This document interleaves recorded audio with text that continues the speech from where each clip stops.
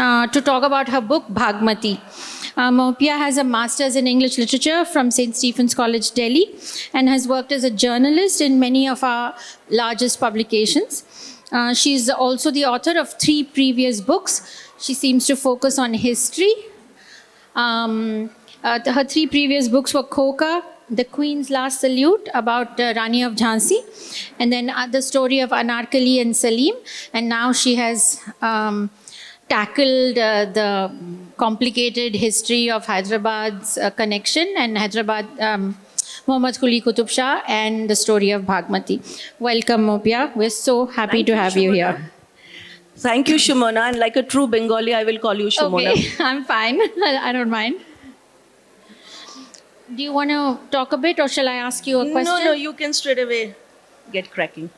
Okay, so my first question is basically, when I first was told about your book, I looked it up. I thought it was a straightforward historical novel. And it's only later I realized that you had, actually tackled it as a work of history. And your investigative journalism at some level. As a journalist, I thought actually it was a journalist's book. But I know as Hyderabadis, we have a strong connect with Bhagmati, and we've all heard the story. But what inspired you to write this story? I actually lived in Hyderabad for 4 years, 2 years, and then with a gap of about 7 years, I returned. And my first impression of Hyderabad was, of course, it's a beautiful and a very warm city, and not for a moment did I feel like an outsider. But wherever I went, this name cropped up, Bhagmati, Bhagmati. I went to see the Sonal Umer show at the Golconda Fort. The love story of Muhammad Quli and Bhagmati was, they started the whole show with that story. And especially in the old city, every person seemed to know about Bhagmati, had at least heard about Bhagmati. So what intrigued me was that there was so much talk about Bhagmati, but there was no physical evidence of her having existed. So that set me thinking. When I actually got down to writing the book was when news came that there is talk about the name of the city being changed to Bhagnagar. I was very alarmed. Because for me, the Hyderabad I knew, and every person, irrespective of their religion or class or caste, identified themselves as a Hyderabadi. Not as a Hindu or as a Muslim or as a Telugu, And I also loved that Hyderabadi dialect, I don't know if I am correct in using the word dialect for this. So I was wondering, why change the name? Because it's a name which is so identifiable with the concept of Hyderabad. There was talk that Hyderabad has been named after Bhagmati, who when she converted to Islam, she took on the name of Hyder Mahal, so hence Hyderabad. But there was a faction which said that no, it was named after the Prophet's son-in-law, Hyder Ali. And in fact, I was told by some scholars that the name Hyder has never been used for the female, in Islam. The word Hyder can never be used for a female. So obviously, Hyder Mahal was out of question. But then I started researching and I started digging up. And I realized that the city was called Bhagnagar. It was indeed called Bhagnagar. And there's so many chronicles, so many travelers, contemporary travelers who have written and mentioned about Bhagnagar and Bhagmati. Then where did she go? And why this sudden decision to change the name to Bhagyanagar? It's not even Bhagnagar. They want to change the name to Bhagyanagar. So there are a lot of factors which sort of led to the political party's decision of changing the name to Bhagyanagar, which I think we will discuss in the course of our session here. So that is when I started finding out why her name has been erased. There's no memorial, there's no tomb of hers. Her daughter is, in fact, pretty prominent. If you go to the Qutub Shahi tombs, her daughter probably has the largest tomb there. So why not Bhagmati's tomb? even assuming she was just a courtesan or, just a dancer, there have been other dancers whose tombs are there. Why is she so clearly invisible? Her invisibility and her missing from all physical evidence actually reinforces the fact that there is something fishy. That this is not a natural, miss, but it is a deliberate action, deliberate ploy to erase her name, because there is absolutely nothing in her favor to show that Bhagmati existed. Yet, people from all over the world came, because Golconda was a sparkling city, attracted traders from all over the world. They all mentioned Bhagmati and Bhagnagar. So what happened? So my book basically has tried to find out, first of all, whether or not she existed, and second, if she did, where did she go? Considering that she was the only queen of a medieval Muslim monarch, it is a little unthinkable. Who had a who had a daughter, not even a male heir to take over. So, she is well known, but her mother isn't. So these are the questions that came up, and I decided to go, research a bit. Yeah, she's clearly both a large looming figure in the context of Hyderabad, yet also such an elusive, sort of a slippery character in the history of Hyderabad. Yes. So I'm curious how you set about trying to get a sense of who she was, where she was, because as you've pointed out, either she didn't exist or she has been erased. And where in the middle of all of it, and we're talking medieval history, as Hyderabadis, Asaf Jahi history is easier to access because there's a lot of material evidence. With the Qutub Shahis, buildings are there, but we don't know much else, at least as lay non-historians, lay people. So how do you set about trying to find her? Try to get a sense of who she was. And second, a related question is mythology. Nowadays, definitely in India, mythology, history, legend, fact, fiction are all just merging, sort of swirling in a little pool. Everybody's writing books, historians. In fact, often expertise and experience are less important than perspective and ideology and opinion. Yes. So in this sort of swirling mess or so much information, right? I know that Yunus Lasania, who's a journalist here, he's talked about content reels, Instagram reels that are not relevant, but make a cute reel that has wrong history, that it gets more views than something else. So in this situation where there's just so much of it sort of floating around, how do you set about parsing all this and getting a sense of who Bhagmati is? Actually, Mr. Yusuf Lasania has still not agreed upon the fact that Bhagmati existed. He wrote an article recently after my book came out that Hyderabad is obsessed with the concept of Bhagmati, and it will go on forever. Now, it will go on forever, I feel, because there are two very distinct, camps, I would call it. One is the scholarly camp. Again, they are divided between themselves, the academics, who vehemently deny the existence of Bhagmati because they resort to, material evidence and written evidence, records. And there is folk history. Folk history, I feel, is a very important part of narrating our history today. Like you said, it is history today is not, learned just by reading our history books. There is so much more information available. And partly what authors like what authors like me try to do is to make it a little more interesting so that, your curiosity is, you want to know more. It's not just a date in the calendar, So when I started finding out about Bhagmati, I realized that over 400 years, the scholars have been just talking about her and debating about her endlessly. Every now and then something comes up and the topic of Bhagmati is brought back.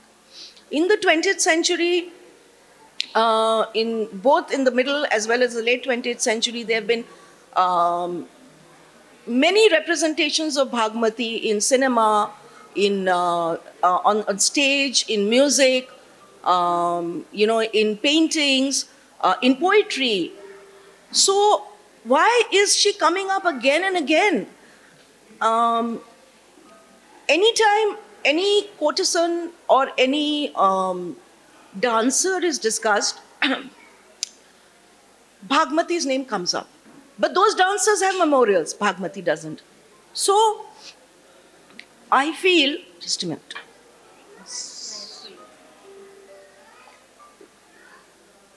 So I feel that she has to be important enough to be dug out again and again, and for all kinds of artistic representations, she is a very popular figure.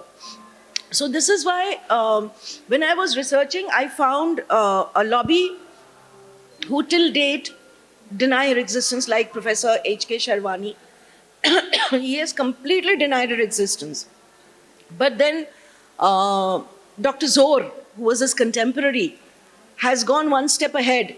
And for him, Muhammad Quli was hailed as the father of Dakhni poetry.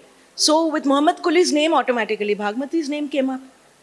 And Dr. Zohr has in fact insisted in his books, which has been translated by Dr. Kemal, he has given a voice to Bhagmati, who has herself said that my name was deliberately erased by the Prime Minister of Muhammad Quli, my husband. And the Prime Minister's name was Mir Momin Astrabadi. When I was, researching about Mir Momin Astrabadi, so there is a cemetery here, Mir Ka Daira, many of you may know about it. I went there. This cemetery was set up by Mir Momin Astrabadi 400 years ago for the burial, free burial of poor Muslims. His own grave is also there. And Bare Ghulam Ali Khan's grave is also there. So when I went there, I met one gentleman, and he very clearly told me, he first asked me, what is my agenda? Suddenly, he said, Aapka agenda kya hai? You tell me clearly, what are you trying to, find out? So I said, I just want to know about Bhagmati. He said, this is the 21st century, and I will reiterate the fact that we will never accept a dancer as our queen. So there it was. Today, in today's world, a gentleman is saying we wouldn't have accepted a dancer as our queen. So that clearly, it was a statement of sorts for me, because it meant that Bhagmati was not erased because of her religion, because Muhammad Quli's mother was a Hindu. She was probably erased as the only wife of the Sultan because she was a dancer.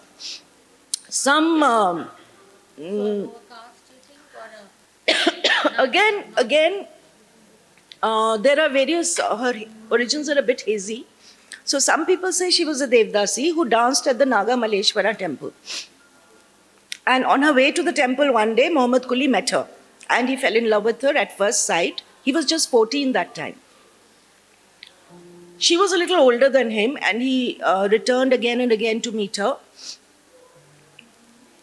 And it is said that when his father, Ibrahim Qutub Shah, who was the current ruler that time, found out that Muhammad Quli is very serious about Bhagmati, he built a bridge over the Musi River, which is now called the Purana Pul. Then he became king at the age of 14 or 15, and he was a contemporary of Akbar. So like Akbar, he became the king. And he was forced to marry a Persian girl. Within a year of the marriage, Muhammad Quli sent, that girl's father was his prime minister at that time. So he sent both the father and the daughter back to Persia. Now there is a gap of 10 years of his rule. According to the contemporary chroniclers, Bhagmati enters his life in 1590. 1580 was when he was crowned king. 1590. Those 10 years he continuously kept meeting Bhagmati, who was given a cavalry of 1,000 horsemen, to escort her to the Golconda Fort, where at that point the Qutub Shahis had their capital. And she lived in great style, she traveled in great style. The dancers of the kingdom were given a very elevated status. So all that was happening. Then came the thought of building a new city, because Golconda Fort had become very crowded and diseases were occurring. So they decided, Muhammad Quli in any case wanted to build a place, capital city, away from the fort near the river, which was nice and green and fertile. Now, the people who, the naysayers say that he built the city of Hyderabad where it today stands because he found the place beautiful. But Bhagmati supporters say that is where he met Bhagmati for the first time. And the Charminar came up because cholera or plague had broken in, in Golconda Fort, there was cholera or plague, some reports say plague. And to ward off that disease, he went down on his knees and he prayed and he said that if you cure my subjects, I will build a memorial for you in the prototype of the Imam Roza of Mecca. And that's how the Charminar came up. Incidentally, when Aurangzeb raised the city, he did not touch the Charminar, fortunately for us, because there was a mosque there. So, when he built the city, he called it Bhagnagar. Every report says that.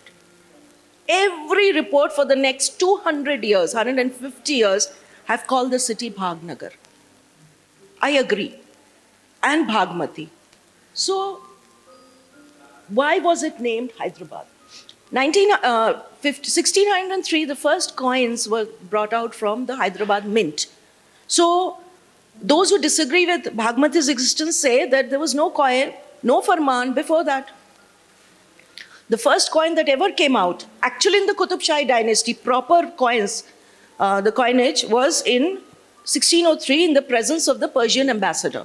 And it was done to please the Persian ambassador, with whom Hyderabad had a lot of, a lot of connection. And they wanted their son to be married to his daughter, but he defied them and got his daughter married to his brother's son. So Muhammad Quli was a very clever man, very clever sultan. On one hand, he brought Bhagmati to his palace, he looked after her, he gave her the status of his mistress and then queen. On the other hand, he kept the Persians happy, the Mughals happy. So it is very important to understand the kind of man Muhammad Quli was. To have those days... Master statesman, a good statesman. A good statesman, absolutely. And he did not want, none of the Golconda Qutub Shahi rulers wanted warfare. They loved their lives, they loved the luxuries of their life.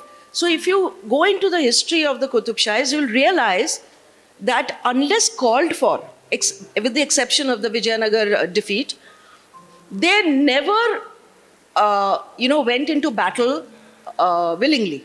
Only if they were called to, intervene between the other other warring neighbors, other sultanates, they came. So just to clarify, so you're saying they didn't try to expand their territory. They were happy with what they had. Yeah, if there was a rebellion here and there, then they put it down. Yeah. But they were not the aggressors They were never the aggressors. They wanted... Bijapur and Bidar they had and all. their own rulers, because Vijayanagar broke up into 5 kingdoms. Correct. Right. So the Adil Shahis, they were all contemporaries. And Muhammad Quli was happy in his Golconda and then in his Hyderabad.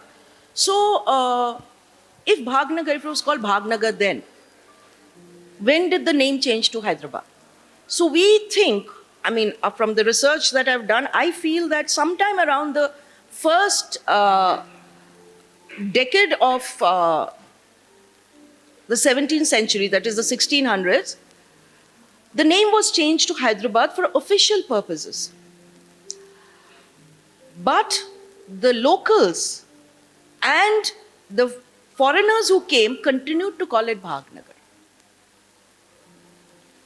I noticed that in the research Yeah. that you've done. I saw that even though the official name had been changed, and you sort of speculate that they continue to have a connection with Persia, and of course the Qutub Shahis were Shia, and so they were sort of honoring Yes. Hyder Imam, Yeah. the Imam, and then Hyder Ali and all that, and so that's why it was named Hyder. There's also a version that Bagmati was renamed Hyder Mahal and so on. But therefore, if that is true, then he killed two birds with one stone. He honored his lineage or his religious He played lineage, politics, and then basically. he was a Yeah. politician, obviously. He was a politician. He was a ruler and a politician, and a very astute one. So he killed But the two fact that locals continued to call it, Call and it I Bhagnagar. saw some maps and some Yeah, it excerpts says you have where Bhagnagar. everybody is, Yeah. even the French Yeah. and the visitors are all They all still call calling it Bhagnagar. Yeah, they've all mentioned Bhagmati. They've all spoken about Bhagnagar, the trade between the Marathas, all the documents between the Marathas and the Golconda kingdoms, between the other sultanates, Deccan sultanates. It was always known as Bhagnagar. So what happened? That it became Hyderabad. So Hyderabad was primarily because of the Persian influence. He wanted to please the Persians, being Shias, and a lot of trade. Like the scholars have said, not scholars, in fact, the English merchants have that time said that Hyderabad was literally a Persian colony, intellectual colony. Persian, influence was so much there that whether it was the schools, the madrasas, the Artisans. the artisans, everything was Persian. The laborers, everything was Persian. So to appease them, he could have started using the name of Hyderabad. Should we move on to the next question? Yeah. So I noticed that I was saying in the beginning, this is a book written by a journalist. I also started trained as a journalist, and I see your influence as your training. So my question was actually, how much did your training help you in the way you wrote this book, or your way you went about researching the book? And I have one more question, so this is just a... Yeah, so I went back to the primary sources actually, which said a lot. And that was that through journalism I've learned, always to attack an issue or to deal with an issue from all perspectives. So if somebody was saying that Bhagmati to thi wahan pe, she was very much there, then I would want to know that the other side of it, that why is she not visible today? Similarly, like in every topic, like history, again, I would like to get back to that topic, that history is a matter of perspective, So what we have read in our school textbooks is largely what a certain, vested interest wanted us to know. Certain section of people wanted us to know. And we have lived with that all our lives. But now, if you really want to know history, you have to get back to all the sources. The primary sources definitely get back to the voices, the local, culture, the folk tales, because oral history is a very definitive part of narrating history. We can't just say, textbook history is the only history. No, because history, and I think we are aware of that now, that local... Instagram history. Oral history, that I doubt that. But oral history definitely, which has come down through the ages by word of mouth, in songs, in music, bards, they have traveled all over the place and they have told their stories. So that is very, very important to take to, understand history from all perspectives. I agree, and that's helpful. I was also, in fact, going from there, as I had said, in an age where facts are disputed and experience and expertise are less important than perspective and ideology and opinion. How important is it for all of us, not just you as a journalist or a writer, but us as readers, as consumers of information, to look for credible sources? How does one go about distinguish truth from untruth or alternative facts or whatever, how what does to one believe go and with, what yeah, not to how do you believe. decide? Because so much of what we consume, the algorithms give us. I also study social media, so I keep coming back to it. But how much the algorithm feeds us what we want, whether it was a echo chamber in the past of, preaching to the choir, staying within your own intellectual groups, to now having social media sort of feeding you your thoughts and opinions and facts that are supposedly fact. So, how important is it, and how does one go about hunting up sources that give us some sense of how does one decide between truth and untruth? Social media, the conclusions I wouldn't always agree with, but it generates awareness, it generates conversations. So that's important. There are questions to be asked, so that's very important.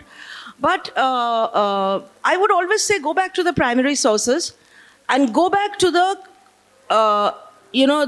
oral history. I find these two, very important avenues to deal with history. Primary sources are very important. Today, I mean, of course, books are there. The more you want to research, the more books you'll have to read. Libraries are there. Today, again, on the internet, you'll find a lot of old books, free of cost, and which is also a very big help for us also. And but you cannot rely on just modern conclusions, or modern knowledge. You have to go back to the primary sources to see what happened that time. That is history. And then you have to sort of, compare it with or juxtapose it with the cultural representations of that particular subject. And then you draw your own conclusions. Even in my book, I have a certain set of conclusions that I've drawn, but I've left it to the reader to decide what he or she thinks about it. Given all the facts, given all the information that is available, the reader has to decide that, okay, Bhagmati existed, or no, Bhagmati did not exist, or I want Hyderabad's name to be changed. That is something I personally am against, which we'll come to now. Yeah. So actually, there were a couple of things I did want to sort of end our conversation before we open it up to talk about Bhagavad, that this little bit. But before that, I wanted to say I found a bunch of little tidbits that have nothing to do with Bhagmati through the research that Maupia has sort of kindly done for us, sort of handed it to us. One was, which you had mentioned, that Muhammad Quli Qutub Shah was a poet, and a very prolific poet, not necessarily well known for his literary merit, but nevertheless for how prolific he was, and his focus on aesthetics and sensuality and beauty and love and so on. But apparently he also knew the local language. He was very clear that he was a ruler of a local population that did not speak his language. So he spoke Telugu, or what the dialect of this region, and Dakhni. And he's considered by some to be one of the first Urdu poets of the country and one of the premier Dakhni poets. He was the first Dakhni poet of any reckoning. Of any reckoning. That was one interesting thing. The second was, I did not know that it's speculated that Bhagmati was Hayat Bakshi Begum's mother. Yes. That was a piece of information. And the other random piece was that the Cave of Jewels in Sinbad was inspired by the renown of the jewels of Golconda, which was a cool connection, I thought. But I'll end with the idea that all cities have foundation stories. I mean, right off we think of Rome and its foundation story. So we have ours. This is it. And whether somebody wants to deny or accept her existence, how important is it? How important is it to prove or disprove her existence? Our stories have their own value. Right? And they bring with them their own kind of power. That's why we have folk tales, we have legends, and there's a value in a Hans Christian Andersen, in a Panchatantra, in all of these. And so our origin stories don't necessarily have to be based entirely in fact, but it's our origin story. Yes. So how important is it to prove or disprove her existence? I think if we- we as a city are, we're happy with who we are. Identify with a certain concept, a certain name. It's our identity. I felt that Bhagmati was, their love story was more or less symbolized the city's identity because the people of the city identified with it. They held on to it. In fact, a few decades ago, the tourism minister, to bring attention upon the Purana Pul, he organized a Lovers' Day. Muhammad Kuli's birthday or something was, fixed as the Lovers' Day, where people from the city could come and get together and all. And for a while, that Purana Pul came to be known as Pyarana Pul. So, so people then started noticing that this bridge is crumbling, it needs urgent repair. At the same time, again, Muhammad Kuli's love story was hailed. So, it has been a continuous saga. There's a break and again Bhagmati comes up. Their love story comes up. So, I feel that their love story is sort of the thread that binds together all the inhabitants of Hyderabad, and it should not die. I feel the love story of Muhammad Kuli, Qutub Shah and Bhagmati should not die because it is very much synonymous with the identity of the people of Hyderabad. My only thing is, my question is, in fact, I open it up to all of you if anybody has any answers for it. One is that Muhammad Kuli never mentioned Bhagmati directly in his verses. As she said, he was a prolific poet, prolific writer.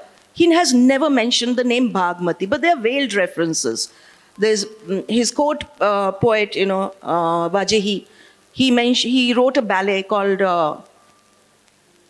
Kutub Mushtari. In that, it is believed that Mushtari is a reference to Bhagmati. Or Muhammad Kuli himself said, dancer, you're the pupil of my eye. Dancer, I've played with you since I was a child. Because he was very small when he met Bhagmati. So there are veiled references. So that is another, part of the ammunition that the anti-Bhagmati lobby uses, that there is no mention of Bhagmati in his own verses. And the second thing is, I want to ask a question. Why did his daughter never question the existence of her mother? Did she never want to know who her mother was?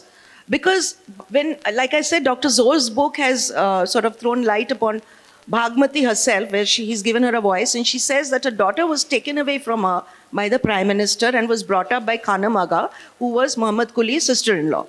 Probably his son-in-law's mother, Chachi, I think. So, where did Bhagmati go? Hayat Bakshi was a very influential woman across 3 generations of rulers. Would she never question about her mother? Would she ever want to know who her mother was? So these questions are still inconclusive for me. It is so, the absence of Bhagmati is so loud that it forces you to have questions that, that she was there and it is a deliberate erasure. But you're leaving it to your readers to make that final decision. Yes. Okay. I think with that, we'll open it to the audience. Any questions? Anybody has any questions or anything to... Yes, please. Gentleman in the back. He's coming with the... Oh, after that, the gentleman at the back. Good evening, madams. When we talk about history, it should be supported by the material facts only. In the history books, we studied that Navaratnas were existing in the court of Akbar. But in recent studies and researches, it came to the notice that there were no such Navaratnas in Akbar's court. So in case of Bhagmati, have you come across, madam, any verifiable evidences to establish existence or non-existence of Bhagmati? One question. And second question is, one political party has been promising to rename Hyderabad as Bhagyanagar. Bhagyam means wealth city. Is anything related to Bhagmati is different and Bhagyanagar is different, no? Is anything related, madam? I'll answer the second part. I didn't quite understand the first part. Did you find any material evidence to prove her existence? No, sir. Like I said, that's the whole point of my book, that there is no material, no physical evidence, there's no memorial, no coins, no mention of her in the official chronicles, the Qutub Shahi chronicles or records. But everybody else that time has mentioned her. All the travelers, whether it was the English merchants, whether it was the Dutch merchants, whether it was the Persians themselves. In fact, Akbar's own, Faizi, who was Akbar's own, what would you call him? Ambassador to the Deccan. He has said that Muhammad Quli moves around with this patare, fahisha, which roughly and crudely speaking means a whore. So he has said that, Faizi, in his letters. There are letters from the Maratha camps, Ghodpore's letter is there, to the Golconda kingdom, mentioning Bhagmati, mentioning Bhagnagar. So, obviously, I'm curious to know that when she was so much present and so, so discussed by everybody at that time, why has she disappeared now? So, would we consider contemporary travelers' accounts or government records as material evidence? I'm not a historian, so I don't know. But I think I'm that's not a a question historian either. she wants, I guess, readers to think about. Because those are the primary sources. Those are the stuff, that's the stuff written that time. So we cannot deny the veracity or the truth of those statements, no? And the second question, sir, you asked was about the Bhagyalakshmi, Bhagyanagar. Now, that was another thing which really worries me, because according to documents and according to findings, the Bhagyalakshmi temple, which is adjacent to the Charminar, actually was not there. If you see photographs of the Charminar some 60, 70 years ago, you will not find it there.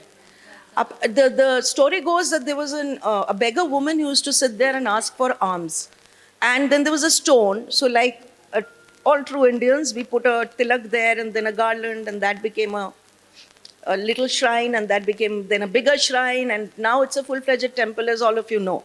And the current government, central government, wants to make that, has in fact made that temple its launch pad for all their campaigns and all their, everything is launched from that temple now. But in fact, ASI has actually denied the existence of the temple. ASI has very clearly said in its report that the temple is an unauthorized, illegal structure that came up later, because of whose presence the Charminar is not getting the World Heritage tag. So the political parties are using, that's a Bhagyalakshmi temple. Now, I want to make it clear that in the contemporary reports of the time, there is no mention of Bhagyanagar. At least I haven't come that's what I was across. going to ask. So it was always Bhagnagar. Though the meaning is the same. It's goddess of, it's fortune, destiny. So Bhagyalakshmi temple, to say that, was the original name of Hyderabad, I don't think is correct. If you say Bhagnagar was the original name of Hyderabad, absolutely correct. But because of the similarity in the meanings, yes, sir, what? Here. Gentleman with the beard, and then in the front, and then at the back. Yeah. Good afternoon. So my question is along a different direction. You are an acclaimed journalist and an author also. Well, fundamentally, they are connected in the fact that it is writing, right? A book is a beast of a totally different nature. How easy or difficult was it to bridge this divide between being a journalist to being an author? And if so, how did you do it? The transition, you mean? The transition from one to the other and back. How easy or difficult was it? And what is the process? Actually, sir, I found it extremely easy.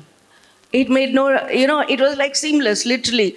As a journalist, you have to deal with a lot of sources. You have to again decide which is, you have to filter and decide which is correct, which is not. And you have to rely on a lot of sources, a lot of perspectives, like I said, a lot of opinions, and come to certain conclusions. But I think the only difference is probably, especially in the case of this book, which is my first non-fiction actually. All the earlier ones have been historical fiction books. I couldn't come up with any conclusion, any conclusive evidence.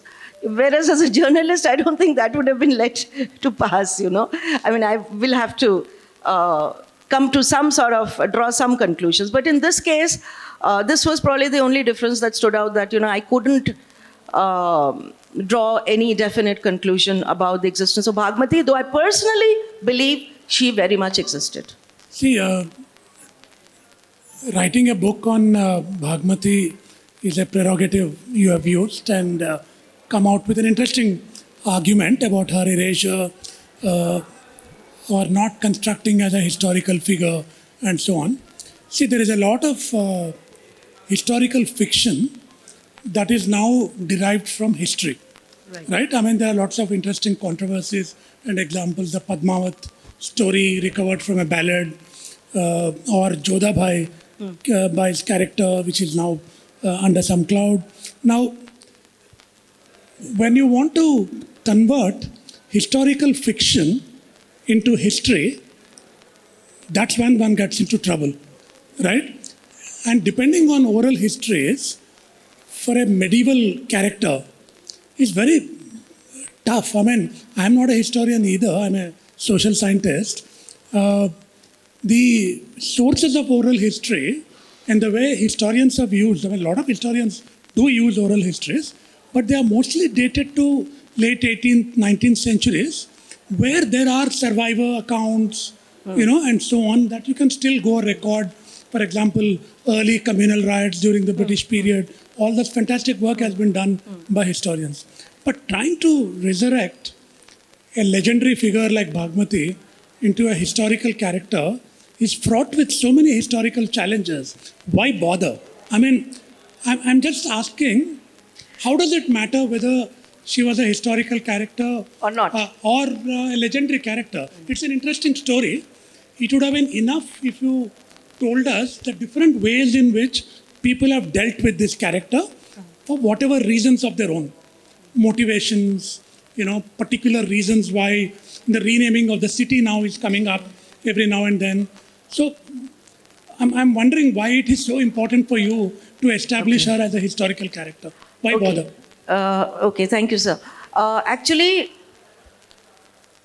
their love story 400 years ago has set a kind of a precedent. Not that there haven't been love stories between Hindus and Muslims earlier, but I feel that it was not just a love story of that time.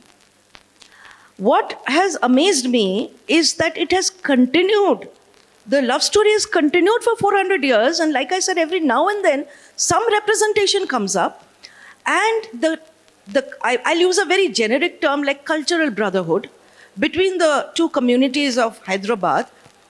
I, as an outsider from, I have not grown up in Hyderabad, I have found that very pulsating. That brotherhood, I have traveled, my husband was in the army, so I've traveled a lot all over the country. And there are Hindu communities, Muslim communities, but there's a very warm, genuine affection between the two communities in the city. And I feel that love story has a lot to do with that. The fact that it has been sustained for so many centuries, and the fact that people still cherish it. I find that the average Hyderabadi, any Hyderabadi, like all my friends and my relatives who stay in Hyderabad, for them the love story continues to be something, a part of their DNA. Like it is so much a part of themselves and their identity as a Hyderabadi. So that really kind of pushed me into finding out more about Bhagmati, that what was there about this love story. So, like there are fictional love stories like Anarkali and Salim and all that. But that has not translated into this kind of brotherhood, this kind of camaraderie between the two communities. When I go to the old city, there are certain friends of mine who've come from outside, and during Ramzan, I just love the city during Ramzan. 1 o'clock, 2 o'clock in the morning, you go to the old city, and I have biryani in Shadab and, all these places, and I'm roaming around fearlessly. Fearlessly. This is what I want to say. There are other people who've come and they said, no, we don't want to go to the old city. This is genuine. I have never felt that fear. I have never felt that hesitation to go to the old city. Or, I have so many friends, like there is biryani here and there is, other stuff being cooked here. I felt that camaraderie, is the reason, somewhere the basis, the premise is the love story for all this cultural brotherhood. We have two more questions. I So don't did I want answer to. your question? They may have existed or not, but to say that Hyderabad was known as Bhagyanagar, no, it was known as Bagnagar. Yes. City So of that is an Gardens. argument I've given in my book. If you read, you'll know that Bagnagar was, again, I'm saying that some scholars feel, or some historians feel, that the name was specially corrupted to Bagnagar. There were a lot of gardens. When Hyderabad was built, it was a city of gardens.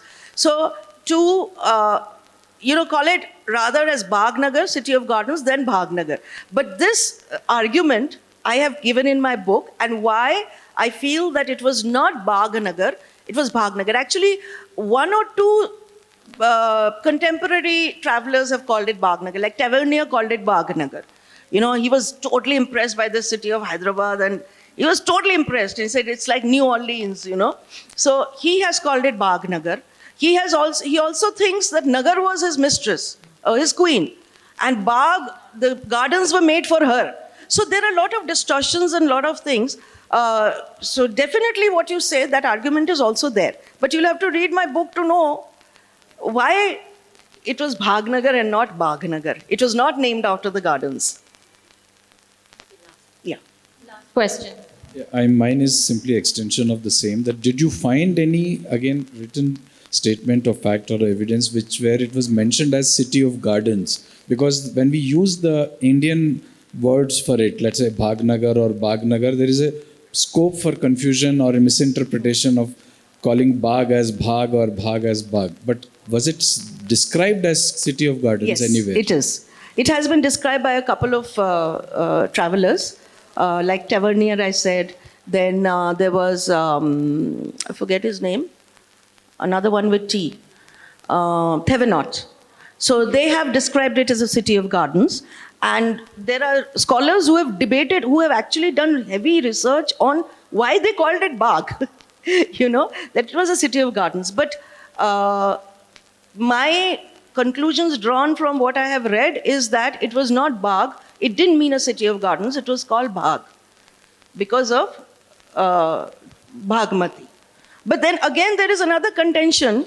Forget about the Bagh bit. That Muhammad Quli's mother was called Bhagirathi. She was a Vijayanagar princess. So why not name? Yeah, it could be because of her. But apparently, there are arguments which say no, it was named after Bhagmati. See, again, Bhagmati was a more romantic, So much more boring if he's named it after his if it is mother. it would be far more interesting if you name it after. And Yeah. Nayana is giving me signals. Okay, so I to conclude. wanted to say thank you, but I wanted to end with one little couplet that you have at the end of your book, and I thought it'll be fun. Pardon my Urdu. My friends know it's really bad, but just deal with it.